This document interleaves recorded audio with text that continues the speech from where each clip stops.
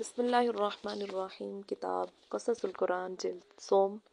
Part number 9، page number 97۔ اسی طرح جب قرآن عزیز نے تفصیل کے ساتھ یہ بتایا کہ بنی اسرائیل ایک طویل عرصہ تک مصر میں فراعنہ مصر اور قبطیوں کے غلام رہے ہیں اور موسیٰ علیہ السلام نے صدیوں کے بعد ان کو خدا کے بخشے ہوئے اعجاز کے ذریعہ نجات دلائی، اور اس مسئلہ میں تورات نے بھی ایک حد تک قرآن عزیز اور وحی الہی کے علم یقین کا ساتھ دیا، تو اس کے باوجود ان مدعیان علم نے ایک عرصہ تک مصر میں بنی اسرائیل کی غلامی کا انکار کیا اور علم حقیقی کی تکذیب کے درپے رہ کر اس کا مذاق اڑایا۔ مگر مصری خفریات نے جب فرعون کے مشہور سنگی کتبہ کا انکشاف کرایا اور کتبہ کی کندہ عبارت نے بنی اسرائیل کی غلامی کا پر ایک حد تک روشنی ڈالی، تو آہستہ آہستہ جہل نے علم کے سامنے شکست قبول کر لی اور اب ان نظریات میں بھی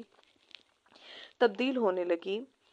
جو فلسفہ تاریخ کے نام پر محض ظن و تخمین سے قائم کیے گئے تھے اور جن کو علم کا درجہ دیا جاتا تھا، یہاں تک کہ اب انکار اقرار کی شکل میں تبدیل ہونے لگا ہے۔ ٹھیک اسی طرح ذوالقرنین، یاجوج و ماجوج اور سد کا معاملہ ہے۔ قرآن عزیز نے سورہ کہف میں ایک ایسے بادشاہ کا ذکر کیا ہے جس کا لقب ذوالقرنین ہے اور جس نے مشرق و مغرب تک فتوحات کی اور دورقان فتوحات میں ایک ایسے مقام پر پہنچا جہاں کے بسنے والوں نے اس سے یہ شکایت کی کہ یاجوج و ماجوج ہم کو ستاتے اور وحشیانہ حملے کر کے فساد مچاتے اور بربادی لاتے ہیں، آپ ہم کو ان سے نجات دلائیے۔ ذوالقرنین نے یہ سن کر ان کو تسلی و تشفی دی اور لوہے اور تانبے کو پگھلا کر دو پہاڑوں کے درمیان ایک ایسی سد قائم کر دی کہ شکایت کرنے والے یاجوج ماجوج کے فتنہ سے محفوظ ہو گئے۔ مستشرقین یورپ نے جب اس واقعہ کا مطالعہ کیا تو حسب عادت اپنے پیش رو مشرکین مکہ اور کفار عرب کی طرح فوراً یہ کہہ دیا، ان ھذا الا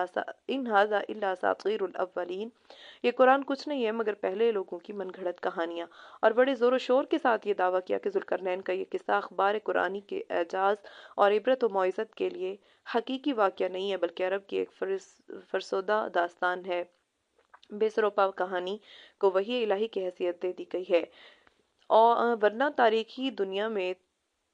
ذوالقرنین اور یاجوج و ماجوج کی شخصیتیں اور صد ذوالقرنین کا کوئی وجود کی کوئی حقیقت نہیں ہے۔ بس ایسی صورت میں ایک مسلمان کا فرض ہو جاتا ہے کہ وہ نہ صرف اپنے ذاتی اعتقاد کی بنا پر بلکہ تاریخی نقطہ نظر کے مطابق یہ واضح کرے کہ دوسرے تاریخی مسائل کی طرح قرآن عزیز کا عطا کیا ہوا علم و یقین اس مسئلہ میں بھی اپنی جگہ اٹل اور علم و یقین کے درجہ کی حقیقت ہے، اور معترضین کا انکار بلا شبہ جہل، ظن و تخمین اور باطل مذمومات کا طومار ہے، اور ان تاریخی حقائق کا انکار صرف بے جا تعصب پر مبنی ہے، نہ کہ اظہار حقیقت کے پیش نظر۔ ذوالقرنین کی شخصیت پر بحث کرنے سے قبل حل طلب ایک اہم سوال یہ ہے کہ قرآن عزیز نے اس معاملہ کی جانب کس لیے توجہ کی، اور اگر از خود نہیں بلکہ کسی سوال کے جواب پر توجہ مبذول کی تو مسائل کون ہیں اور کس بنیاد پر انہوں نے اس سوال کا انتخاب کیا؟ یہی وہ سوال ہے جو دراصل اس معاملے کی کلید ہے، اور اگرچہ بسلسلہ شان نزول مفسرین اور ارباب سیر نے اس کی جانب توجہ فرمائی ہے، مگر تحقیق شخصیت کے وقت ان حضرات نے اس حقیقت کو نظر انداز کر دیا۔ ساتھ ہی یہ بات بھی قابل توجہ ہے کہ ذوالقرنین کی شخصیت، صد کا تعین اور یاجوج و ماجوج کی تحقیق اگرچہ تین مستقل مسائل ہیں، تاہم یہ یوں اس طرح باہم مربوط ہیں کہ اگر کسی ایک کے متعلق واضح تحقیق سامنے آ جائے تو قرآن عزیز کی تفصیلات کی روشنی میں باقی دو مسائل کے حل میں بہت زیادہ سہولت ہے۔ ذوالقرنین سے متعلق سوال کی نوعیت۔ محمد ابن اسحاق نے بروایت ابن عباس نقل کیا ہے کہ قریش مکہ نے نصر بن حارث اور عقبہ بن معیط کو علماء یہود کے پاس یہ پیغام دے کر بھیجا کہ چونکہ تم خود کو اہل کتاب کہتے ہو اور تمہارا دعویٰ ہے کہ تمہارے پاس زمانہ سابق کے پیغمبروں کا وہ علم ہے جو ہمارے پاس نہیں ہے، لہٰذا محمد صلی اللہ علیہ وسلم کے متعلق ہم کو یہ بتائیں کہ ان کے دعویٰ پیغمبری کی صداقت کے متعلق آپ حضرات کی الہامی کتابوں میں کوئی تذکرہ یا علامات موجود ہیں یا نہیں۔ چنانچہ قریش کے وفد نے یثرب پہنچ کر علماء یہود سے اپنی آمد کا مقصد بیان کیا۔ احبار یہود نے ان سے کہا کہ تم اور باتوں کو چھوڑ دو، ہم تم کو 3 सवालात बताए देते हैं। अगर वो इनका सही जवाब दे दें तो समझ लेना कि वो ज़रूर अपने दावा में सच्चे हैं और नबी मुरसल हैं और तुम पर उनकी पैरवी वाजिब है, और अगर वो सही जवाब ना दे सकें तो वो काजिब हैं। फिर तुमको इख्तियार है कि जो मामला उनके साथ चाहो करो। वो सवालात ये हैं: एक, उस शख्स का हाल बयान कीजिए जो मशरिक व मगरिब तक फतुहात करता चला गया। दो, उन चंद नौजवानों पर क्या गुजरा जो काफिर बादशाह के खौफ से पहाड़ की खूह में जा छुपे थे।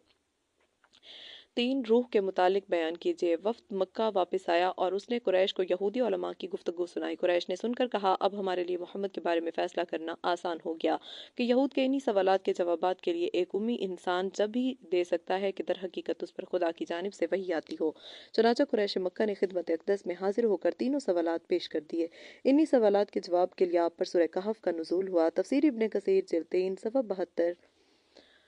21, दर मंसूर जिल्द 3।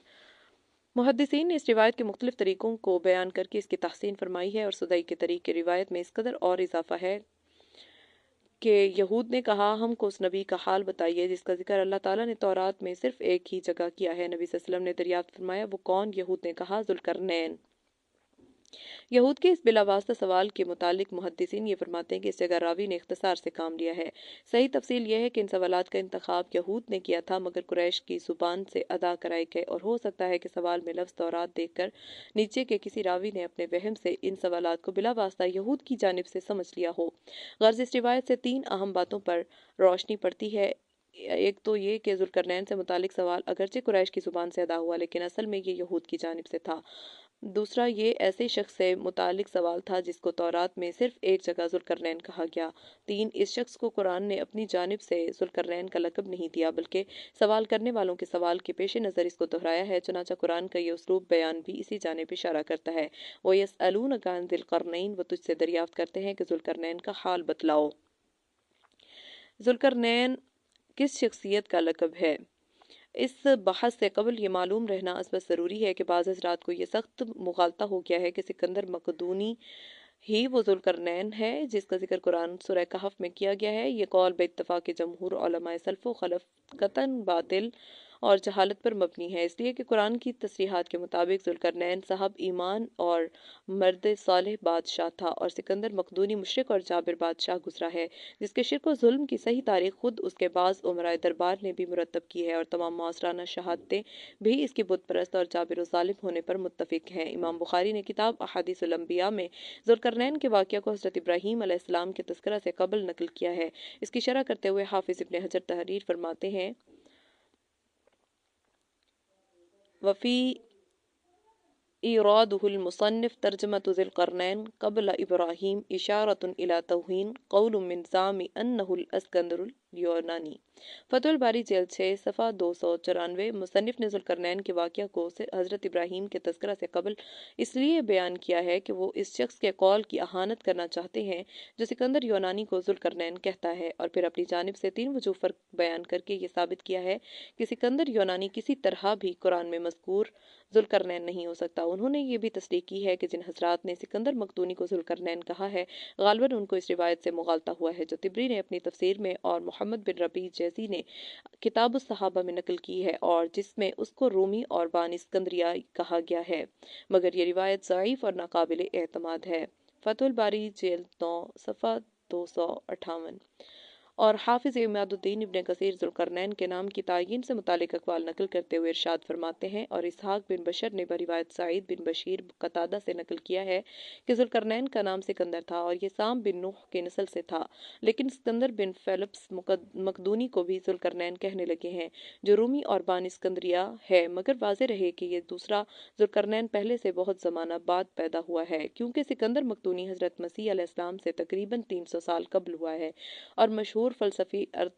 अरस्तोतालिस इसका वज़ीर था, और यही वो बादशाह जिसने दारा इब्ने दार को कत्ल किया और फ़ारिस के बादशाह को ज़लील करके उनके मुल्क पर कब्ज़ा कर लिया। हमने ये तंबीह इसलिए कर दी कि बहुत से आदमी ये एतक़ाद रखते हैं कि ये दोनों एक ही शख्सियत हैं और ये एतक़ाद कर बैठे हैं कि कुरान में जिस ज़ुल्करनैन का जिक्र है वो यही सिकंदर मकदूनी है और जिसका वज़ीर अरस्तोतालिस फ़लसफ़ी था, और इस एतक़ाद की बदौलत बहुत बड़ी गलती और बहुत ज़्यादा ख़राबी पैदा हो जाती है। इसलिए कि ज़ुल्करनैन अव्वल मुसलमान और आदिल बादशाह था और इसके वज़ीर ख़िज़र अलैहिस्सलाम थे। جن کے متعلق ہم ثابت کر رہے ہیں کہ وہ نبی تھے، اور دوسرا مقدونی مشرک تھا اور اس کا وزیر فلسفی تھا، اور ان دونوں کے درمیان تقریباً 2000 سال سے بھی زیادہ کا فصل ہے، بس کہاں یہ مقدونی اور کہاں وہ عربی سامی، اور ان دونوں کے درمیان اس درجہ امتیازات ہیں کہ ماں سوا غبی اور حقائق سے ناشنا شخص کے دوسرا کوئی شخص ان دونوں کو کہنے کی جرت نہیں کر سکتا۔ تفسیر ابن کثیر جلد 3 صفحہ 2۔ امام رازی نے اگرچہ سکندر مقدونی کو ذوالقرنین کا لقب دیا ہے، بائے ہمائن کو بھی یہ اقرار ہے کان ذوالقرنین نبیّا وکان الاسکندر کافرا وکان معلمہ ارسطاطالیس وکان یاتمر بامرہ وہوا من الکفار بلا شک۔ قرطبی علمی سورہ یوسف۔ ذوالقرنین نبی تھے، سکندر مقدونی کافر تھا، اس کا معلم اور وزیر بلا شبہ کافر تھا۔ حافظ ابن حجر نے اس مغالطہ کی وجہ یہ نقل کی ہے کہ چونکہ قرآن میں مذکورہ ذوالقرنین مقتدا ہے اور وہ وسیع حکومت کا مالک رہا ہے، اسکندر یونانی بھی وسیع حکومت کا حکمران رہا ہے، اس لیے اس کو بھی ذوالقرنین کہنے لگے۔ یہ اس لیے کہ وہ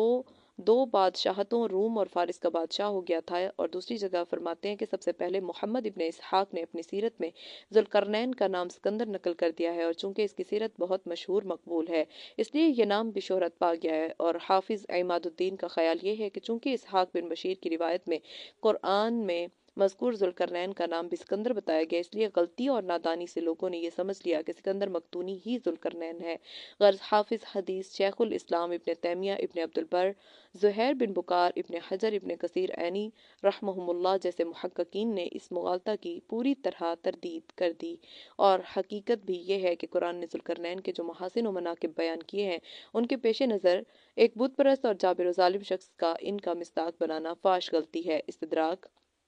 لیا ذوالقرنین سکندر مقدونی ہے۔ جولائی 41 کے برہان میں میرا ایک مضمون ذوالقرنین اور صد سکندری کے عنوان سے شائع ہوا۔ یہ مسلسل مضمون کی پہلی قسط تھی، اور اگست کے برہان میں ابھی تک وہ سلسلہ ناتمام ہی تھا کہ محترم مدیر صاحب صدق نے پہلی قسط پر ایک استدراک لکھ کر برہان کی عزت افزائی فرمائی، اور مجھ کو اس سلسلہ میں مزید لکھنے کا موقع مرحمت فرمایا، جس کے لیے میں صاحب موصوف کا ممنون ہوں۔ یہ استدراک برہان کی شاعت سے قبل ہی 4 اگست کے صدق میں قدرے اضافہ کے ساتھ طبع ہو گیا، اور اب 8 اگست کے صدق میں بھی صد سکندری کے عنوان سے اسی کا ایک تکملہ یا ذیل شائع ہوا ہے۔ بہرحال اگست کے برہان میں جو استدراک شائع ہوا ہے، چونکہ وہی اصل ہے اور صاحب استدراک کے دلائل کا حامل ہے، اس لیے تنقید بر استدراک کی بنیاد بھی اسی پر قائم کی گئی ہے۔ صدق کے ہر 2 مضامین کے اضافات کو ضمنی طور پر پیش نظر رکھا گیا ہے۔ محمد حفظ الرحمن۔ ذوالقرنین کی تحقیق سے متعلق میرا مضمون تحلیل و تجزیہ کے بعد 2 حصوں پر تقسیم ہو سکتا ہے، ایک مسئلہ کا اثباتی پہلو، دوسرا منفی پہلو۔ اثباتی پہلو میں مضبوط دلائل کے ساتھ یہ واضح کیا گیا ہے کہ سائرس کی خسرو یا خورس ہی وہ شخصیت ہے جس کو قرآن عزیز نے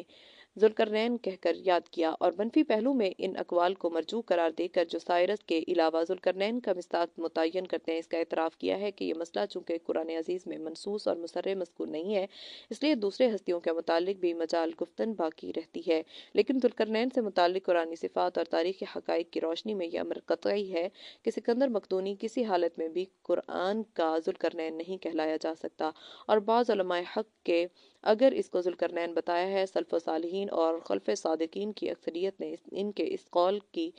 سختی سے تردید کی ہے، ناقابل انکار دلائل کے ساتھ تردید کی ہے۔ علماء اسلام نے جن دلائل کی روشنی میں اس انکار پر اصرار کیا ہے، اس کو تفصیل کے ساتھ زیر بحث مضمون میں نقل کیا گیا ہے، لیکن محترم صاحب استدراک نے ان میں سے صرف 3 باتوں کو منتخب فرما کر ان پر استدراک سپرد قلم فرمایا ہے، اس لیے مناسب معلوم ہوتا کہ ان پر ترتیب وار تنقیدی نظر ڈالی جائے تاکہ مسئلہ زیر بحث بخوبی منقح ہو سکے۔ صاحب موصوف تحریر فرماتے ہیں، مقالہ مذکورہ مدرجہ برہان بابت جولائی 41 میں ذوالقرنین کے سکندر مقدونی ہونے سے انکار دلائل ذیل کی بنا پر کیا گیا۔ سکندر مقدونی کی تاریخ کا یہ مسلمہ باب ہے کہ وہ یونانیوں کے قدیم مذہب اور دیوتاؤں کی پرستش کا مقلد تھا، اور یہ کہ وہ ہرگز مسلمان نہ تھا۔ سکندر باتفاق اصحاب تاریخ جابر و قاہر تھا، نہ کہ نیک سیرت و نیک نفس۔ یہ بات بھی مسلمات میں سے ہے کہ اس کی فتوحات اور سیاحت کا سلسلہ مغرب کی جانب نہیں بڑھا۔ رسالہ مذکورہ عرض کرنے دیجئے کہ یہ تینوں دعوے مسلمات نہیں بجائے خود مخدوش و مجروح ہیں۔ اس کے بعد صاحب موصوف نے ان تینوں یا دعاوی کو مخدوش اور مجروح ثابت کرنے کے لیے بالترتیب دلائل پیش فرمائے ہیں۔ چنانچہ مضمون نگار کی پہلی دلیل کی تردید فرماتے ہوئے ارشاد فرماتے ہیں، نزول قرآن سے قبل والا ذوالقرنین ظاہر ہے کہ اصطلاحی معنی میں مسلمان ہو ہی نہیں سکتا تھا۔ اس کے مومن ہونے سے مراد صرف یہی ہو سکتا ہے کہ موحد مسلم اور اپنے زمانہ کے نبی کا مطیع تھا۔ برہان ماہ اگست مسلم۔ مجھے یہ عرض کرنے دیجئے کہ صاحب استدراک کا سکندر کے مسلمان ہونے کی بحث میں یہ فرمانا کہ اصطلاحی معنی میں تو وہ مسلمان ہو ہی نہیں سکتا تھا، لیکن کیا معنی رکھتا ہے؟ اگر مراد یہ ہے اصطلاحی معنی میں صرف وہی شخص مسلمان کہلایا جا سکتا ہے جو نبی صلی اللہ علیہ وسلم کی امت میں سے ہو اور دوسرے کسی نبی کی امت کو مسلم نہیں کہہ سکتے، تو ظاہر ہے کہ یہ اصطلاح قرآن کی اصطلاح نہیں ہے، کیونکہ وہ صاف اعلان کرتا ہے کہ آدم سے لے کر محمد رسول اللہ صلی اللہ علیہ وسلم کے زمانہ تک خدا کے ہر نبی اور رسول کا دین اسلام اور اس کی امت اجابت امت مسلمہ ہے اور اس کا سچا مطیع مسلمان ہے۔ ام کنتم شہداء اذ حضر یعقوب الموت اذ قال لبنیہ ما تعبدون من بعدی قالوا نعبد الہک و الہ آبائک ابراہیم و اسماعیل و اسحاق الہا واحدا ونحن له مسلمون۔ کیا تم اس وقت موجود تھے جب یعقوب کی وفات کا وقت آ پہنچا؟ اس نے اپنی اولاد سے کہا، میرے بعد تم کس کی پرستش کرو گے؟ انہوں نے جواب دیا، ہم تیرے اور تیرے باپ ابراہیم کی، اسماعیل کی اور اسحاق کے ایک خدا کی پرستش کریں گے اور ہم تو اس کے فرما بردار ہیں۔ حافظ عماد الدین ابن کثیر اس کی تفسیر کرتے ہوئے تحریر فرماتے ہیں، والاسلام هو ملت الانبیاء قاطبۃ وان تنوعت شرائعهم واختلفت مناہجهم۔ تفسیر جلد 1 صفحہ 324۔ اور اسلام یہی تمام انبیاء علیہ السلام کی ملت ہے بلا تخصیص، اگرچہ ان کی شریعتیں اور ان کے طریقے مختلف ہیں۔ اگر صاحب استدراک کی مراد اصطلاحی معنی سے یہ ہے کہ سکندر اگرچہ موحد اور مسلم تو تھا، مگر چونکہ نبی صلی اللہ علیہ وسلم کے زمانہ سے بہت پہلے تھا اس لیے عرف عام میں مسلمان نہیں ہو سکتا، تو گستاخی معاف۔ پھر اس کے لیے اصطلاحی معنی کی تعبیر صحیح نہیں ہے اور نہ اس ارشاد کی یہاں کوئی ضرورت تھی، جبکہ متکلم اور مخاطب دونوں پر یہ عیاں ہے کہ یہ اس سکندر کا ذکر ہے جو تقریباً 300 سال قبل مسیح تھا۔ آگے چل کر صاحب استدراک ارشاد فرماتے ہیں، سو روایات یہود میں سکندر کو اسی حیثیت سے یعنی موحد اور اپنے زمانہ کے نبی کا مطیع تھا پیش کیا گیا۔ چنانچہ جوزیفس یہ حواریان مسیح کا ہر اثر ہے کہ قدیم تاریخ یہود میں بصراحت ذکر موجود ہے کہ سکندر نے ہیکل یروشلم میں آ کر وہاں عبادت کی، وہاں کے پیشواؤں کی تعظیم و تکریم کی، اور جب دانیال کی یہ پیش گوئی اسے دکھائی گئی کہ ایک رومی فاتح ایران کی شہنشاہیت کو برباد کر دے گا، وہ اس پیش گوئی کا مصداق اپنے آپ ہی کو سمجھا۔ جیوش انسائکلوپیڈیا میں تصریح لکھی جا چکی ہے کہ اس وقت کے یہود اسے مسیح موعود ماننے کو تیار تھے۔ جلد 8 صفحہ 507۔ ظاہر ہے کہ یہ معاملہ کسی مشرک کے ساتھ روا نہیں رکھا جا سکتا اور نہ کوئی مشرک فرمان روا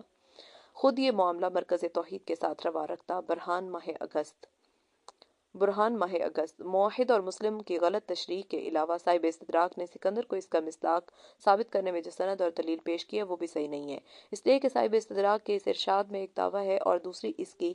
دلیل۔ دعویٰ یہ ہے کہ روایت یہود میں سکندر کو موحد اور اسرائیلی نبی کے مطیع کی حیثیت سے پیش کیا گیا ہے، اور دلیل یہ ہے کہ قدیم تاریخ یہود کے مصنف جوزیفس جو کہ حواریان مسیح کا ہم اثر ہے نے سکندر کے متعلق وہ سب کچھ لکھا ہے جو صاحب استدراک کی عبارت سے ابھی نقل ہو چکا، اور اس کا مطلب یہ ہوا کہ سکندر کے مسلمان موحد ہونے کا زبردست شاہد جوزیفس ہے، مگر جوزیفس کا یہ حال کہ وہ خود یہود کے نزدیک قابل تسلیم نہیں۔ جوزیفس اس اجمال کی تفصیل یہ ہے کہ جوزیفس یہود کے نزدیک غیر معتبر اور ناقابل احتجاج و اعتماد ہے، اور اس کی کتاب قدیم تاریخ یہود ان میں غیر مقبول ہے، اور اس کی وجہ یہ ہے کہ جوزیفس میں 2 خرابیاں ہیں جو کسی طرح یہود کی روایات کی صحت باقی نہیں رہنے دیتی۔ ایک یہ کہ وہ مورخ نہیں ہے بلکہ داستان سرا اور قصہ گو ہے، اور صرف یہی نہیں بلکہ اس درجہ جھوٹا ہے کہ یہ واقعات کو تباہ زاد گھڑ کر بیان کر دینے اور اصل واقعہ میں اپنی جانب سے من گھڑت اضافے کرنے کا عادی ہے۔ دوسرا عیب یہ ہے کہ اس کی دلی خواہش یہ تھی کہ یہودیوں، یونانیوں اور رومیوں کے درمیان جو نفرت تھی اس کو کسی طرح مٹائے اور دونوں قوموں کے درمیان رابطہ اتحاد پیدا کرے۔ اس لیے وہ یونانی رومی روایات میں خصوصیت کے ساتھ ایسی داستان اختراع اور ایجاد کرتا رہتا ہے اور ان کو تاریخی حیثیت میں پیش کرتا ہے جن کے ذریعہ سے وہ اپنے مستعار بالا مقصد کو پورا کرے۔ اس لیے یونانیوں سے متعلق جس قدر روایات وہ بیان کرتا ہے خصوصیت کے ساتھ وہ قطعاً قابل اعتماد ہیں اور کسی طرح لائق احتجاج نہیں۔ چنانچہ encyclopedia of religion and ethics میں ہے یہ بات یقینی ہے کہ جوزیفس نہ تو اعلیٰ درجہ کا مورخ ہے اور نہ ایک ایماندار اور بے تعصب محقق جسے صرف حقیقت کی تلاش ہو، بلکہ وہ ایسا مصنف ہے جس کی غرض و غایت صرف ایک مخصوص اثر پیدا کرنا ہے۔ جلد 7 صفحہ 574۔ جوزیفس کا مقصد اور منتہائے نظر کیا ہے؟ آگے چل کر اسی کتاب میں اس کو اس طرح ظاہر کیا گیا ہے۔ اس کی منتہائے تمنا یہ ہے کہ یہودیوں کے خلاف جو تعصب پھیلا ہوا ہے اسے دور کرے اور ان پر جو الزامات عائد کیے جاتے ہیں ان سے ان کو بری ثابت کرے اور یہودیوں یونانیوں کے درمیان پیدا شدہ دشمنی کو مٹا دے۔ جلد 7 صفحہ 574۔ جوزیفس کا یہ مقصد برا نہیں تھا اگر تاریخی حقائق پر مبنی ہوتا اور صحیح واقعات کی روشنی میں اس کو کامیاب بناتا، مگر اس نے ایسا نہیں کیا بلکہ اس کے برعکس یہ کیا۔ اس کا ایک حمایتی مقصد اس مار سے بالکل آشکار ہو جاتا ہے کہ وہ ایسے ماخذوں کا انتخاب کرتا ہے اور ایسے ٹکڑوں کا حوالہ دیتا ہے جن میں یہودیوں کے ساتھ قدیم بادشاہوں اور رومیوں کے الطاف و اکرام کا تذکرہ ہے۔ وہ صداقت کو اپنے میلان اور رجحان کی قربان گاہ پر بھینٹ چڑھاتا ہے، اگرچہ وہ اس بات کا مدعی ہے کہ حقیقت اور مکمل حقیقت کے سوا کچھ نہیں لکھے گا، لیکن وہ ایفائے عہد نہ کر سکا اس لیے کہ وہ اپنی طرف سے اضافہ کر دیتا ہے اور جگہ جگہ نہایت بے پرواہی اور بے ضابطگی کے ساتھ ماخذوں کے حوالے دیتا ہے۔ جلد 7 صفحہ 574۔ جوزیفس کی تاریخی بددیانتی کا معاملہ صرف یہی ختم نہیں ہو جاتا بلکہ اس سے آگے بڑھ کر وہ مقصد کی تکمیل کے لیے اپنے مقدس کا بائبل کے واقعات کو بھی توڑ مروڑ کیے بغیر نہیں چھوڑتا، اور یہی وجہ ہے کہ بائبل کے واقعات بھی کبھی کبھی اس کے قلم سے بالکل نئے معنی اور نئے پہلو اختیار کر لیتے ہیں۔ انسائکلوپیڈیا ریلیجن 1 جلد 7 صفحہ 577۔ اور یہ واضح ہے کہ جیوش انسائکلوپیڈیا کا مضمون بھی اس کی تاریخ سے ماخوذ ہے۔ جوزیفس کے متعلق یہ حوالہ جات کی عام مورخانہ حیثیت اور اس کی تاریخی کتابوں کی قدر و قیمت سے متعلق تھے۔ اب ریلیجن انسائکلوپیڈیا کی زبانی ان واقعات خصوصی کی حقیقت کو بھی سن لیجئے جن کو صاحب استدراک نے سکندر کے موحد اور مسلمان ہونے کی دلیل میں ذکر فرمایا ہے، یعنی اس کا یروشلم جانا، جا کر عبادت کرنا اور یہودی پیشواؤں کی تعظیم کرنا وغیرہ۔ عیسیٰ کی کتاب اور عہد اور عہدار ناصرزز کے تذکرہ کے بعد جوزیفس جب قصص تورات کے آخری حصہ پر پہنچتا ہے تو اس جگہ سے اس کی کتاب اینٹی کوٹیٹس جوڈاکیو کے دوسرے باب کا آغاز ہو جاتا ہے۔ اس باب کے شروع ہی میں روایات کا تسلسل جاتا رہتا اور ان میں ایک خلاب پیدا ہو جاتا ہے جو مکابیسن بغاوت کے دور تک برابر قائم رہتا ہے اور 3 صدی تک چلا جاتا ہے، اور اسی کے اندر سکندر مقدونی، ٹویمی اور سلیولیسائڈ وغیرہ کے عہد حکومت بھی آ جاتے ہیں۔ اور ان دورے ہائے حکومت کے متعلق جوزیفس صرف بے ربط قصے بیان کرتا ہے جو سکندر کے آخری دور کے ماخذ سے لیے گئے ہیں۔ اس غیر مسلسل اور بے ربط سلسلہ کی سب سے پہلی چیز اسکندریہ کا یروشلم جانا اور اس کے ساتھ وہ تمام واقعات بھی ہیں جو اس کے وہاں سے جانے سے پہلے اور جانے کے بعد سے وابستہ ہیں، کیونکہ یہ واقعہ جوزیفس نے ایک ایسے ماخذ سے لیا ہے جو غیر معتبر اور غیر موثق ہے اور دانیال نبی کی کتاب کے بعد کی کتاب سے ماخوذ ہے۔ انسائکلوپیڈیا آف ریلیجن اینڈ ایتھلس جلد 7 صفحہ 574۔ حقیقت یہ ہے اس حوالہ جو جیوش انسائکلوپیڈیا سے نقل کر کے صاحب استدراک نیاسیس اہم تاریخی مسئلہ کے متعلق تحریر فرمایا ہے، کہاں یہ من گھڑت ہے اور بے دلیل قصہ جس کا ماخذ تک غیر معتبر اور غیر مستند ہے، کہاں سائرس کے یروشلم بہرحال کہاں سائرس کے یروشلم بنانے اور خدا کے مسیح ہونے کے وہ ناقابل تردید تاریخی واقعات جو کتاب مقدس اور صحیح تاریخی حوالوں سے ثابت ہیں۔ بہرحال جوزیفس اس کی کتب تاریخ اور اس کے تاریخی ماخذوں کے متعلق مستعار بالا محققانہ حوالہ جات کے بعد آپ خود کتاب مقدس کی طرف رجوع کیجئے اور معلوم کیجئے کہ داستان سرا اور قصہ گو جوزیفس کی یروشلم والی داستان اور یہود کا اسکندر کو مسیح موعود مان لینے کا قصہ، یہ دونوں کیا حقیقت رکھتے ہیں۔ خدا ہے یہود۔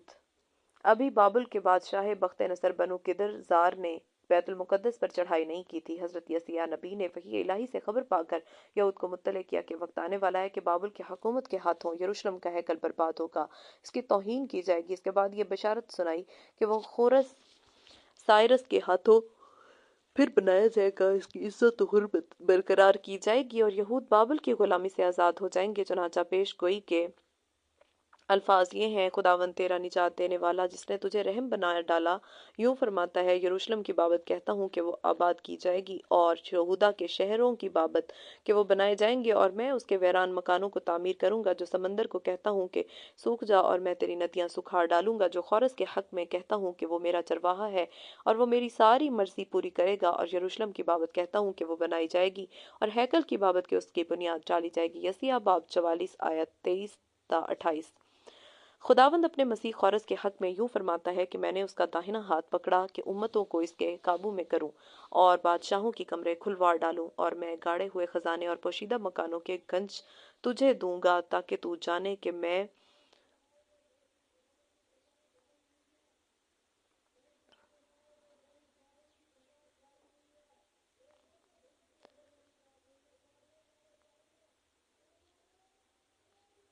خداوند اسرائیل کا خدا ہوں جس نے تیرا نام لے کے بلایا ہے۔ باب 44 آیت 3۔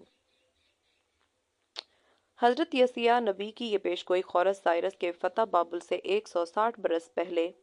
یہود کو سنائی گئی، اور فتح بابل کے صرف 60 برس پہلے اسی کی تائید میں حضرت یرمیاہ نبی نے یہود کو یہ پیش گوئی سنائی تھی۔ وہ کلام جو خداوند نے بابل کی بابت اور کسدیوں کی سرزمین کی بابت یرمیاہ نبی کی معرفت فرمایا: تم قوموں کے درمیان بیان کرو اور اشتہار دو اور جھنڈا کھڑا کرو، منادی کرو، مت چھپاؤ، لکھو کہ بابل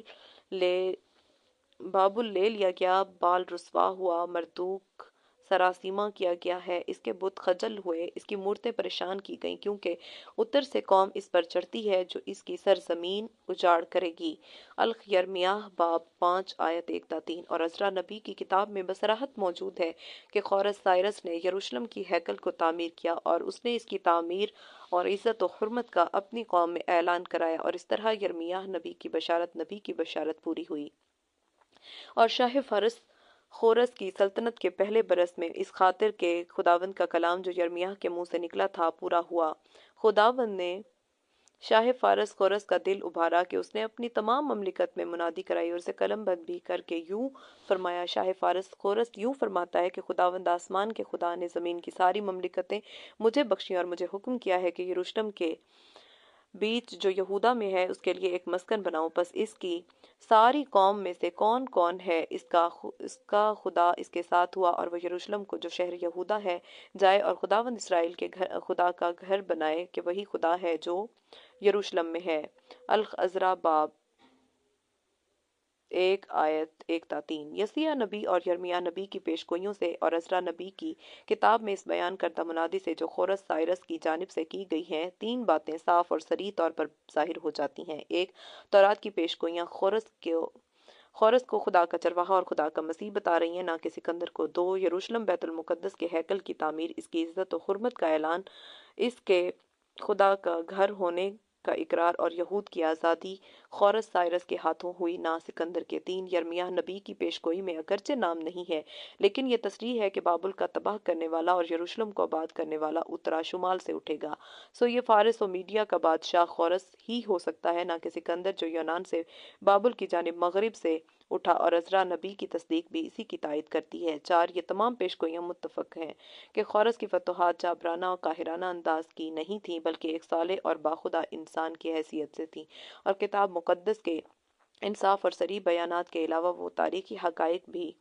اور نتائج کی زبردست تائید کرتے ہیں۔ چنانچہ انسائکلوپیڈیا یا برنانیکا میں سائرس کے متعلق یہ تصریحات موجود ہیں: بابل پر جب سائرس حملہ آور ہوا تو وہاں کے یہودیوں نے ایرانیوں کو نجات دہندگان اور موحدین کہہ کر پکارا، اور اس میں کوئی شبہ نہیں کہ یہود کی مدد کے صلہ میں سائرس نے یہودیوں کو یروشلم اور ان کا معبد ہیکل واپس کر دیا اور انہیں فلسطین لوٹنے کی اجازت دے دی۔ جلد 2 صفحہ 752 ایڈیشن۔ اب کتاب مقدس اور ان اس کے ان روشن تاریخی حوالوں پر نظر کیجیے اور پھر جوزیفس کی اس بددیانتی کی داد دیجیے کہ اس نے یروشلم کی تعمیر، علماء یہود کی تعظیم و تکریم، خدا کے مسیح کے ہاتھوں یہود کی بابل سے نجات کے تمام ان معاملات کو جو کتاب مقدس نے خورس سائرس کے لیے مخصوص کیے تھے، جس جرت کے ساتھ اسکندر مقدونی پر اس غرض سے چسپاں کر دیے کہ کسی طرح اس کا یہ مقصد یہودیوں اور یونانیوں اور رومیوں کے درمیان